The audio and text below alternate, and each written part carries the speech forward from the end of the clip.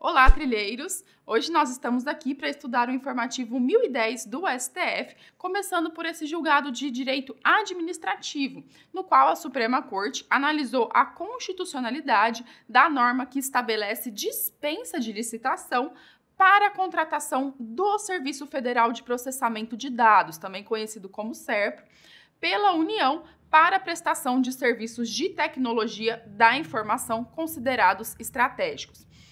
Esse Serviço Federal de Processamento de Dados é a maior empresa pública federal no que diz respeito justamente à prestação de serviços de tecnologia da informação. Foi uma empresa criada aí no intuito de promover modernização, uma agilidade nesses setores considerados estratégicos e também trazendo mecanismos para proporcionar maior transparência, maior controle nos gastos públicos, nos gastos e receitas públicas, no que diz respeito a esses serviços estratégicos. Além disso, pessoal, também nesse julgado, o STF analisou a possibilidade justamente de que esses serviços de tecnologia da informação sejam prestados exclusivamente por uma empresa pública federal criada com essa finalidade, que é justamente a empresa pública criada pela lei do SERPRO, Serviço Federal de Processamento de Dados. Então, pessoal, para a gente entender as teses que foram fixadas pelo STF ao final, nós precisamos primeiro analisar o que é que foi impugnado por meio dessa ADI. E, primeiramente, pessoal, foi impugnado o artigo 67 da Lei 12.249, de 2010, que deu uma nova redação ao artigo 2º da Lei do SERPRO, trazendo uma nova hipótese de dispensa de licitação. Nós sabemos que a Lei 8666 traz diversas hipóteses de dispensa e inexigibilidade de licitação. Também o Estatuto das Estatais traz algumas hipóteses específicas de dispensa de licitação. E aqui nós temos mais uma delas. A Lei 12.249 de 2010 trouxe uma possibilidade de dispensa de licitação para a contratação do Serviço Federal de Processamento de Dados pela União para a prestação de serviços de tecnologia da informação considerados estratégicos relacionados com as atividades de sua especialização. E por que foi suscitada a inconstitucionalidade desse dispositivo? Primeiro argumento trazido foi no sentido de que haveria uma violação ao artigo 246 da Constituição Federal, porque esse artigo, ele veda a adoção de medida provisória na regulamentação de artigo da Constituição cuja redação tenha sido alterada por meio de emenda promulgada no seguinte período, de 1º de janeiro de 95 até a promulgação daquela emenda que foi em 2001. Então, pessoal, de acordo com esse artigo da nossa Constituição Federal, durante esse período que nós acabamos de mencionar, não é possível que haja uma medida provisória regulamentando um determinado artigo da Constituição Federal, sendo que este artigo, cuja regulamentação se pretende, tenha sido alterado por meio de emenda promulgado nesse período, né?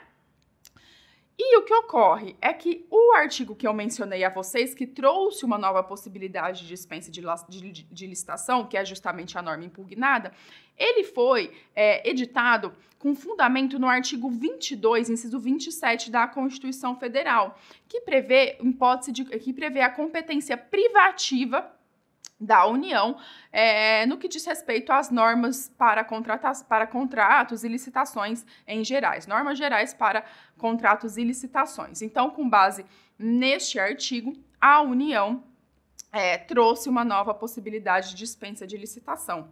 Ocorre que esse artigo, a sua redação foi dada pela Emenda Constitucional de número 19 de 1998. Vejam que é justamente naquele período vedado pelo artigo 246 da Constituição Federal. Então, tá aí o primeiro argumento trazido no sentido da inconstitucionalidade da norma impugnada. Um segundo argumento é que teria havido violação aos princípios da separação dos poderes, da legalidade e da obrigatoriedade de licitação.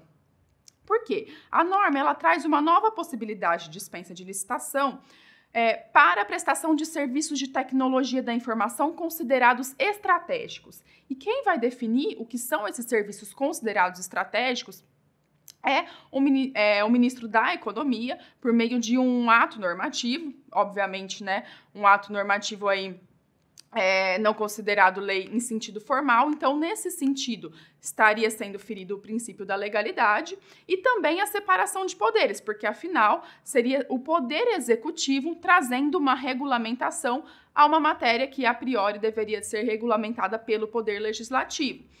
E, além disso, considerando que o próprio ato normativo do ministro da Economia que acabaria, ao final, por definir quais as hipóteses específicas em que haveria a possibilidade de dispensa de licitação, ao definir o que seriam considerados serviços estratégicos, ele acabaria por estar trazendo uma exceção à obrigatoriedade de licitação, conforme previsto no artigo 37, inciso 21 da Constituição Federal, o que também constituiria numa inconstitucionalidade, conforme a argumentação trazida pela ADI.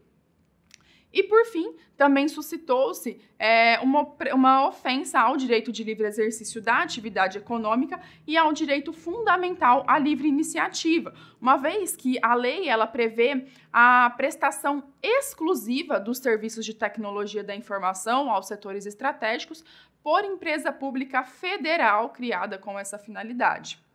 Então, com isso, nós estaríamos violando o livre exercício da atividade econômica e também o direito fundamental de livre iniciativa.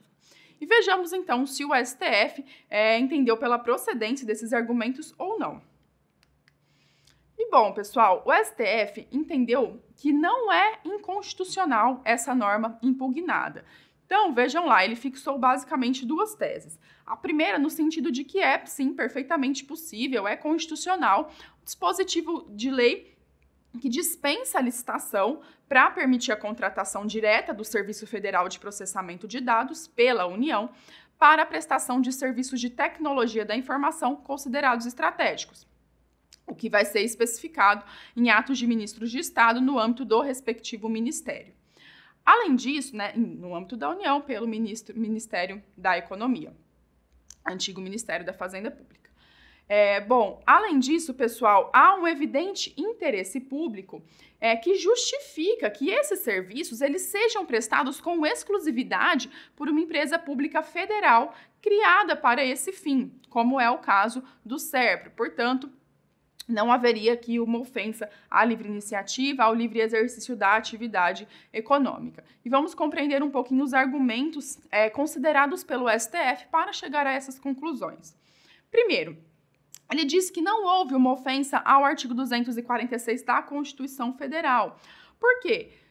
O artigo 22, inciso 27 da Constituição Federal, que prevê a competência privativa da União para normas relativas a contratos e licitações em geral, ele, de fato, sua redação foi dada pela Emenda Constitucional de número 19 de 98. Porém, já em sua redação originária, havia previsão nesse sentido. A nova edição dada pela emenda de número 19 não alterou substancialmente o conteúdo daquela norma, de modo que, portanto, não há que se falar em ofensa ao artigo 246 da Constituição Federal. Além disso, também o STF considerou que não há violação aos princípios da separação dos poderes, da legalidade e da obrigatoriedade de licitação.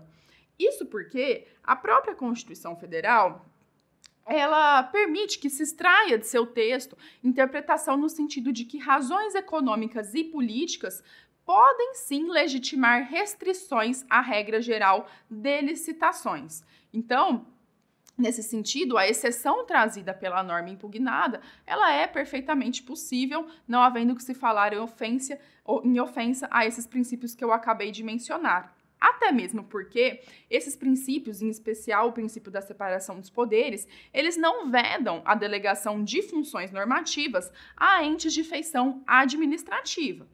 Desde que, para que isso ocorra, essa delegação de funções, haja uma lei trazendo exatamente quais diretrizes deverão ser adotadas na delegação dessas atribuições. que foi o que ocorreu no caso. Nós temos uma lei trazendo toda uma regulamentação específica que será regulamentada posteriormente por meio de ato de ministro de Estado. E o que mais, pessoal? Ainda, o STF, ele considerou que a segurança nacional, a soberania e o interesse coletivo, bem como a necessidade de se preservar a privacidade na custódia dos dados pessoais dos brasileiros, legitimam que o legislador, no sentido de afastar do mercado a prestação à União de determinados serviços de tecnologia da informação, reconhecidos como estratégicos. Então, vejam, considerando a segurança nacional, a soberania, o interesse coletivo, a privacidade, a necessidade de privacidade na custódia dos dados pessoais dos brasileiros, o STF entendeu que é perfeitamente razoável e legítimo que o legislador tenha optado por tirar essa prestação de serviços de tecnologia da informação da esfera privada de acesso a todos os agentes econômicos, deslocando-o para a competência exclusiva da União, justamente no intuito de garantir esses imperativos que eu acabei de mencionar, né? Até mesmo porque é imprescindível que haja uma compatibilização do direito fundamental à livre iniciativa com os demais princípios, garantias e direitos fundamentais previstos pela Constituição Federal, em especial esses que eu acabei de mencionar: segurança nacional, soberania, interesse coletivo, dentre outros, tá ok, pessoal? Então, vejam, foram basicamente essas teses fixadas pelo STF, com base nesses argumentos que nós acabamos de analisar, de modo que nós encerramos com isso o primeiro julgado trazido aí no informativo de número 1010 do STF. Nos vemos no próximo.